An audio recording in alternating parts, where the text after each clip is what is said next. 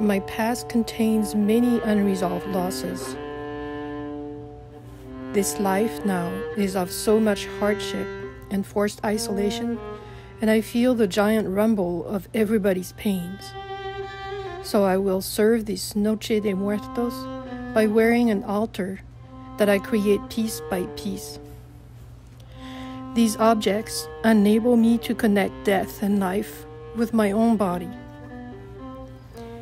Making my own marigold flowers out of crochet lace is to call the dead with my own spiritual powers. I know the scent of real marigold is not in it, but I have it in my memories. Besides, real flowers die too fast. Weaving and wearing my headpiece, which is for the dead to be dancing on my mind, is maybe learning to let go of that fear of death.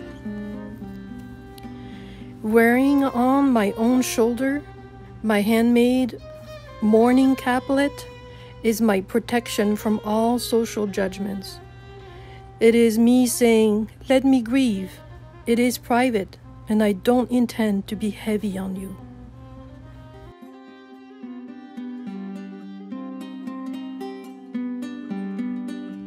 He was a preemie in 1988 when he passed away. I was also fighting cancer during that time. In 1991, I drew a portrait of my baby during an art class. I remember it was a gloomy day, and perhaps it pushed me into my sad thoughts. The only way to make it bearable was to draw the image of him I saw in my deep feelings.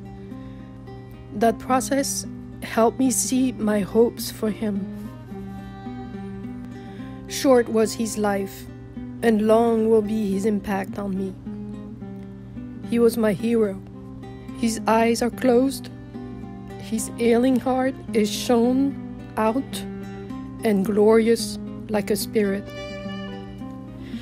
He is free, and he is loved.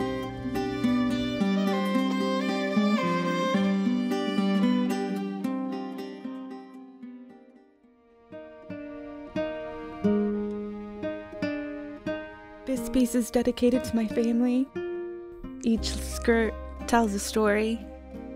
The first skirt is the one that is closest to the bottom, next to my feet, in which I wear the shoes that were made by my grandfather to remind me of where we come from. Chihuahua, Sinaloa, la tierra de los tarumaras, Rumari, el cañón de cobre. And on the first layer, you have burlap, unfinished seams. You see my great uncles and aunts. Here are two of them sitting with the backdrop of the canyon, which is how these people live, in the hills, in the middle of all this natural beauty. There are images of members of the family whose names I don't know. My grandmother, for one. Luckily, we have a photograph of her as an elder just before she passed away, and that's the picture that I've painted here to display. As you move up to the second skirt, I like to call this one the greats. They are my great uncles and great aunts who I've been raised with. This is the backyard of my tia Virginia's house, who she bought with her own money from being a nurse.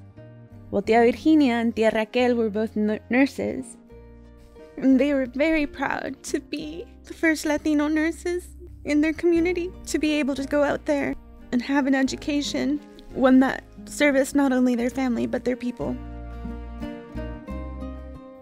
Here's tia Raquel with her Dalmatian, Tio Daniel looking so young and dapper. A little lamb found in one of my many boxes of family scraps. The Tapia family of the family that I am not blood related to, but so deeply has influenced my upbringing. The third skirt is dedicated to my mother and my sister. This skirt is very special to me.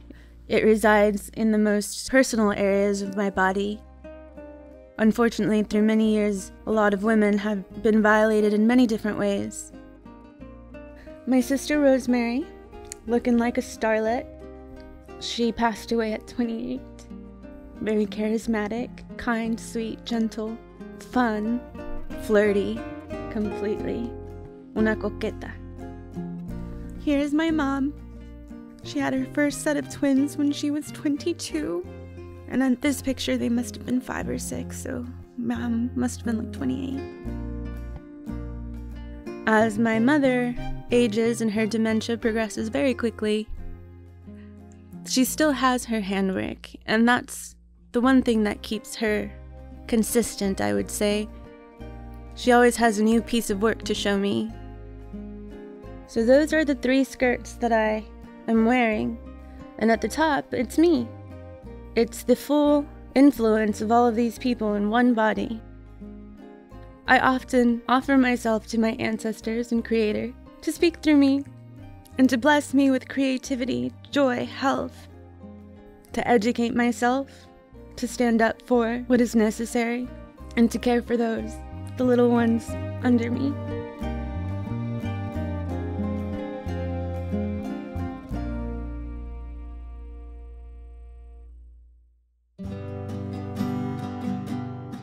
We are all in the same classroom, learning how to relearn, so that we can hope and shape a much better future for our children. Grieving is a non-stop reality. It is how it will shape our nights and days. Wearing my own altar is to acknowledge my grief forever, and yet live the best I can. That way, it gives me more of my time for hope. That way, it gives me more time for friendship.